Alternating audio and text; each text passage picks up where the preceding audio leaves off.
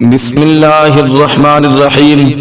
معزز و مکرم سامعین کرام، اللہ رب العزت قرآن کریم میں ارشاد فرماتا ہے وَإِذْ يَمْكُرُ بِكَ الَّذِينَ كَفَرُوا لِيُثْبِتُوكَ أَوْ يَقْتُلُوكَ۔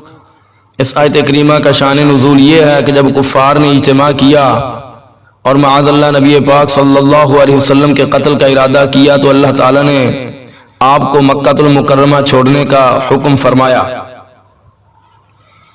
تو نبی پاک صلی اللہ علیہ وسلم گھر سے باہر تشریف لے آئے، آپ نے ایک مٹھی مٹی کی لی، پھر فرمایا ہاں میں یہ کہتا ہوں کہ تو ان سے ایک ہے، اور اللہ تعالیٰ نے نبی کریم صلی اللہ علیہ وسلم کی طرف ان کی بصارت، ان کی بینائی ختم کر دی۔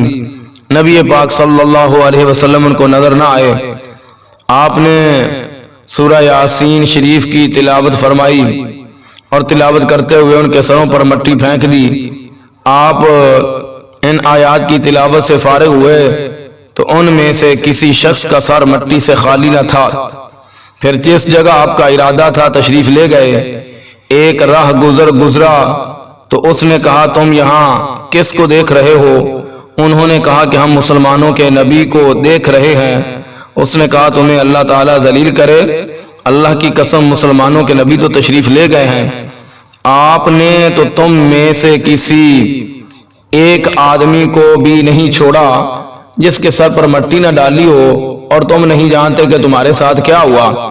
ہر ایک نے اپنے سر پر ہاتھ پھیرا تو سروں پر مٹی پڑی ہوئی تھی۔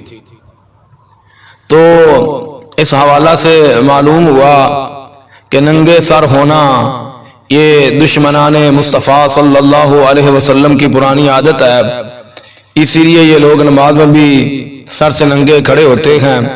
حالت نماز میں کسی عمل کی غیر مسلموں سے مشابہت اپنانے سے منع کیا گیا ہے، اور فقہائے کرام نے اس کے متعلق شدید تاکید فرمائی ہے۔ مثلا ناک اور منہ کے اوپر کپڑا وغیرہ اوڑھ کر نماز پڑھنا مکروہ ہے۔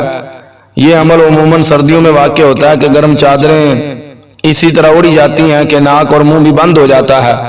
فقہائے کرام نے کہا کہ ناک منہ پر کپڑا اوڑھ کر نماز پڑھنے سے مجوسیوں سے مشابہت ہوتی ہے، اس لیے کہ جب مجوسی آگ کی پوجا کرتے ہیں تو وہ دھوئیں سے بچنے کے لیے ناک اور منہ بند رکھتے ہیں، لہذا اس عمل سے روک دیا گیا۔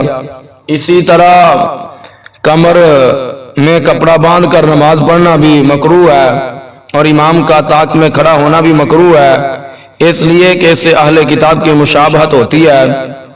تو ان دلائل سے یہ بات واضح ہو گئی کہ نماز میں اگر کسی عمل کی مشابہت غیر مسلموں سے ہو تو وہ عمل منع ہے۔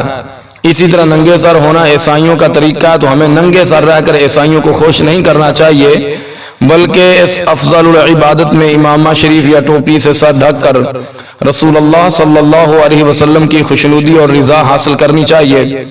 اگرچہ تواضع انکساری کی حالت میں جائز ہے، مگر سنت تو امامہ شریف پہننا ہی ہے، اور یہ بات تو روز روشن کی طرح واضح ہے کہ ننگے سر سے عیسائیوں کی تہذیب و تمدن کو تقویت ملتی ہے۔